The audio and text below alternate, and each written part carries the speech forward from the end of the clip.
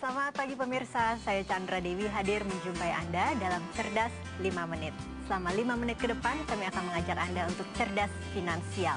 Topik kita kali ini yaitu mengenai asuransi pendidikan. Bersama saya telah hadir Bapak Rusli Chan, Head of Agency Officer dari Manulife Indonesia. Pak Rusli, selamat pagi. Selamat pagi, Bu Dewi. Oke, Pak Rusli, ini kalau saya ingin membeli asuransi pendidikan, kiranya apa saja yang harus saya perhatikan?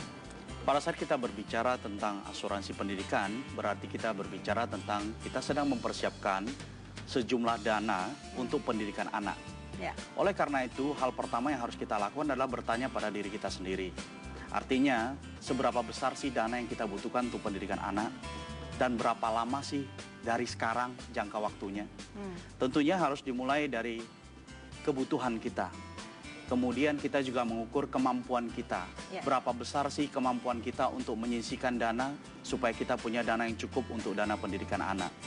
Menyeimbangkan antara kebutuhan dan kemampuan tentunya. Oke, ini rata-rata pasti yang sangat dibutuhkan asuransi pendidikan itu untuk biaya kuliah ya Pak ya.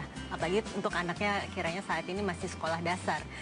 Perhitungannya bagaimana sih? Bisa diberikan mungkin semacam contohnya? Berapa besar dana pendidikan yang kita butuhkan pada saat anak kita itu ingin masuk kuliah? Saat ini kondisi kita adalah berarti kita harus menyisihkan sejumlah dana yang cukup. Ya, bagaimana caranya? Yaitu dengan memiliki asuransi pendidikan. Ya. Asuransi pendidikan itu juga mempunyai faktor untuk supaya kita bisa mencapai tujuan pendidikan kita, sejumlah uang untuk dana pendidikan anak kita. Selain itu juga ada faktor untuk perlindungan asuransi atau proteksi. Oke, seringkali kita dapat tawaran untuk asuransi pendidikan ini ya Pak ya, semacam tawaran paket hemat, ada juga cashback. Itu bisa menjadi prioritas kita tidak dalam memilih asuransi pendidikan?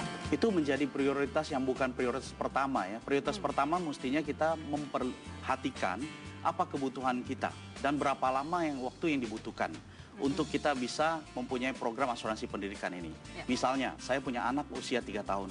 Berapa tahun dari sekarang anak saya akan masuk kuliah? Oke, sehingga mulai dari sekarang saya sudah mulai mempersiapkan melalui program asuransi pendidikan ini supaya pada saat anak saya kuliah nantinya mempunyai sejumlah uang yang cukup supaya bisa mensupport dia. Banyak faktor yang harus diperhatikan juga, antara lain faktor inflasi. Ya. Jadi biaya pendidikan hari ini berapa? 15 tahun yang akan datang itu akan menjadi berapa? Itu juga faktor yang harus kita pertimbangkan. Oke, itu kan lebih kaitannya dengan investasi ya Pak ya. Tapi asuransi pendidikan sendiri pasti mempunyai manfaat perlindungan lebih ini Pak ya. Namanya Benar. juga asuransi pendidikan.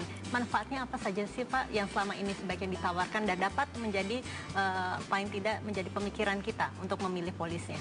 Selain daripada memastikan sejumlah dana yang tersedia pada saat kita butuhkan anak kita ingin sekolah atau kuliah, juga ada unsur-unsur proteksi, juga ada asuransi fitur tambahan yang kita sebut dengan rider atau asuransi tambahan, asuransi yang bisa mencakup untuk perlindungan kesehatan, perlindungan terhadap penyakit kritis, perlindungan terhadap kecelakaan dan lain sebagainya.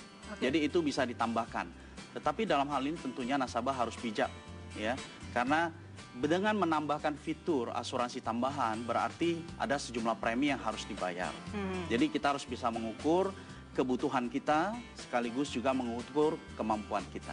Oke, tapi banyak juga ini barangkali masyarakat yang masih mengkhawatirkan jika nanti ingin menarikan dana pada saat jatuh tempo. Sebetulnya mudah tidak sih Pak untuk penarikan dananya? Untuk proses pencairan dana, klaim atau semua proses yang berhubungan dengan polis asuransi pendidikan, seharusnya itu adalah proses yang gampang. Asalkan segala bentuk proses administrasi yang disyaratkan oleh perusahaan itu dipenuhi.